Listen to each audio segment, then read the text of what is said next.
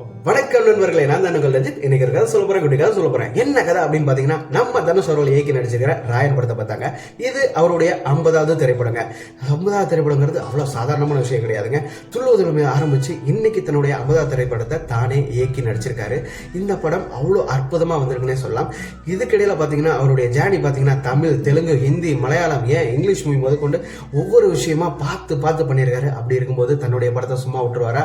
வேற லெவல்ல பிரிச்சு மேஞ்சிட்டாரு சொல்லலாம். ஃப்ரேம் பை ஃப்ரேமா செதுக்கியிருக்காருன்னு சொல்லலாம். இந்த படத்துக்கு யார் இசை அப்படின்னு பாத்தீங்கன்னா நம்ம இசை புயல் A.R. ரஹ்மான் சாருங்க.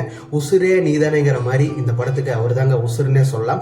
இந்த படத்துல யார் டிஓபி பண்ணியிருக்காங்க அப்படின்னு பாத்தீங்கன்னா ஓம் பிரகாஷ் அவர்களுக்கு டிஓபி பண்ணியிருக்காங்க. வேற லெவல்ல ஃப்ரேம் பை ஃப்ரேமா செதுக்கியிருக்காருன்னே சொல்லலாம்.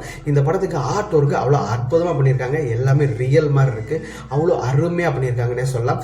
படம் முழுக்க வர்ற எல்லா நட்சத்திரங்களா இருக்கட்டும், படத்துல நடிச்சிருக்கிற சக ஊழியர்களா இருக்கட்டும், கடைநிலை ஊழியர் வரைக்கும் அத்தனை பேர்த்துக்கும் என்னுடைய ஹேட்ஸ் ஆஃப்ங்க. படம் அவ்வளோ அருமையா வந்திருக்குன்னே சொல்லலாம். அத படம் பாருங்க, கண்டிப்பா உங்க எல்லாருக்குமே பிடிக்கும். சன் பிக்சர்ஸோட தரமான ஒரு படைப்புனே சொல்லலாம். இயக்குனர் தனுஷ் அவர்களுக்கு ஹேட்ஸ் ஆஃப். தனுஷ் சார், உங்களுக்கு இனிய பிறந்தநாள் வாழ்த்துக்கள்.